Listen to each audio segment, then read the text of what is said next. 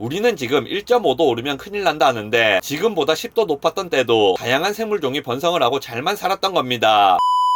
빅튜브입니다. 요즘 환경에 관심을 가지는 분들이 많이 생기고 있는데 개념을 잡아드리고자 영상을 만들게 되었습니다. 우리는 환경보호를 왜 해야 할까요? 그건 우리가 지구에서 계속 살아야 하기 때문입니다. 이게 제일 중요한 이유입니다. 환경보호가 절대적인 선이기 때문에 그걸 최우선 과제로 삼아야 하고, 환경보호는 인류의 존속과 무관하게 지켜져야 할 절대 규칙, 이런 것이 아니라는 말입니다. 혹시 그렇게 생각하고 계시는 분이 있다면 이 영상을 보시고 다른 생각을 해볼 수 있는 기회가 생겼으면 좋겠습니다. 예를 들어 지구의 이산화탄소 농도가 높아지고 있다. 이걸 막아야겠죠. 어쨌든 탄소세도 부과하고 있고 이산화탄소를 포집하는 기술도 개발하고 있습니다. 그런데 이산화탄소 농도가 올라가면 왜 안 됩니까? 왜? 이게 중요한 거죠. 환경의 변화가 생기면 왜 안 됩니까? 거기에 대해 생각을 해보신 적 있으십니까? 원시 지구의 대기는 어땠을까요? 원시 지구의 대기는 지금 우리 대기와 달리 산소가 거의 없었습니다. 대신 이산화탄소와 메탄이 지금보다 훨씬 많던 환경이었습니다. 지구는 온실효과가 극심했고 산소를 사용하는 생물 같은 것은 애초에 존재하지 않았습니다. 그러다가 광합성을 하는 생명체들이 생기면서 탄소 농도가 증가하게 되고 이산화탄소 농도는 줄어들고 산소를 사용하는 생물들이 늘어났습니다. 그런데 이 상황이 쭉 유지됐느냐? 그렇지는 않습니다. 지구 평균 기온도 쭉 유지됐느냐? 그것도 아닙니다. 대기 중 산소와 이산화탄소 조성이 바뀌거나 지구의 온도가 변할 때마다 대멸종이 일어났으며 심지어 여러 번 그런 일이 일어났습니다. 원인이 뭐가 됐든 꼭 기온과 산소 농도가 아니더라도 기후가 바뀌면 그런 일이 일어납니다.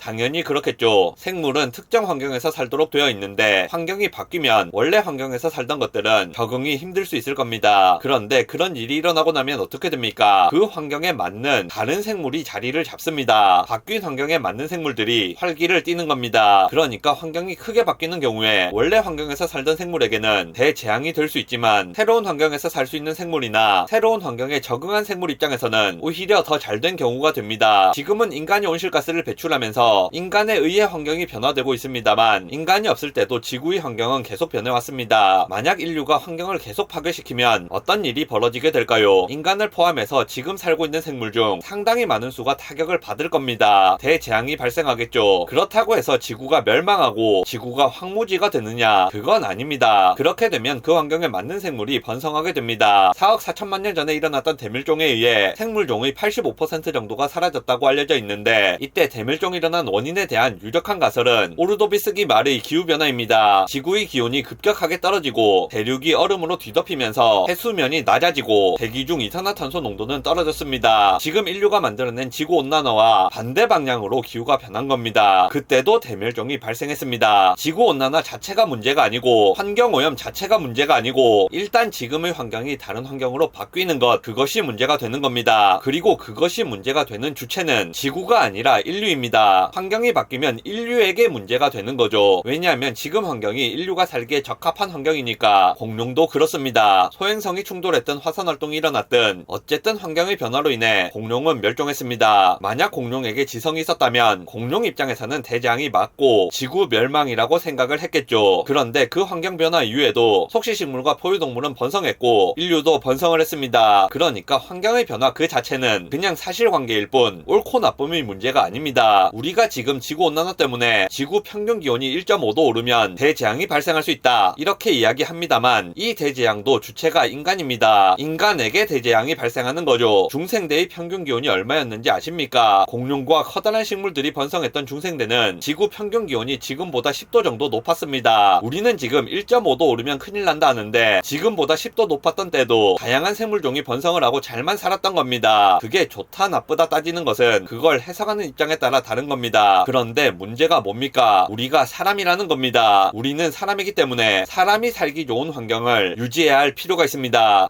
옛날에는 지구 평균 기온이 지금보다 훨씬 높았는데도 생물들이 잘만 살았으니까 우리는 지구온난화를 막을 필요가 없구나, 이게 아니라는 겁니다. 지구 평균 기온이 많이 오르면 지구는 인간이 살기에 안 좋은 환경이 됩니다. 그런데 우리는 인간이기 때문에 우리가 지구온난화를 저지할 필요가 있는 겁니다. 환경보호에 대한 당위성은 여기서 발생하는 것이지 어떤 절대적인 가치라고 볼 수 없습니다. 멸종위기 동물을 보호하는 것 역시도 그 자체로 선한 가치를 지니는 것이 아니라 생물 종의 다양성을 유지하는 게 인간에게 좋기 때문입니다. 환경 파괴를 막고자 하는 이유 역시도 환경이 파괴되면 인간이 살 수 없기 때문입니다. 그게 최우선적인 이유가 되는 겁니다. 그러니까 지구의 기후변화는 자연스러운 일이라고 해서 그걸 방치하자는 주장 역시도 틀린 주장이 되는 겁니다. 만약 소행성이 지구로 떨어지고 있으면 그걸 가만두는 게 자연스럽겠죠. 그렇다고 해서 그걸 가만두면 됩니까? 당연히 안 되겠죠. 소행성이 지구에 떨어지면 소행성이 환경을 파괴하니까 윤리적으로 잘못됐다, 이런 주장을 하는 건 말이 안 되는 거죠. 우리는 인간인데 인간은 소행성이 떨어지면 살기 힘드니까 인위적으로 그걸 막아야 한다, 이렇게 돼야 이치에 맞는 겁니다. 실제로는 인간 때문에 지구온난화가 일어나고는 있지만 만약 사람이 온실가스를 배출 안 하더라도 지구의 기온이 올라간다, 그러면 온실가스를 포집해서라도 지구온난화를 저지할 필요가 있는 겁니다. 이건 뭐 상관없는 이야기입니다만 개인적인 의견으로는 이산화탄소 배출을 차단하는 방식은 득보다 실이 많다고 생각하는데 그 이유에 대해서는 다른 영상에서 한번 다루겠습니다. 영상 요약하겠습니다. 우리가 환경을 깨끗하게 유지해야 하는 이유는 환경을 보호하는 것 자체가 절대적인 선이나 자연스러운 일이기 때문은 아닙니다. 여러 가지 이유들이 있겠지만 나머지 이유들은 부수적인 이유입니다. 환경을 파괴하게 되면 인간이 살아갈 수 없거나 살아가는데 어려움이 생기기 때문에 환경을 보호해야 하는 겁니다.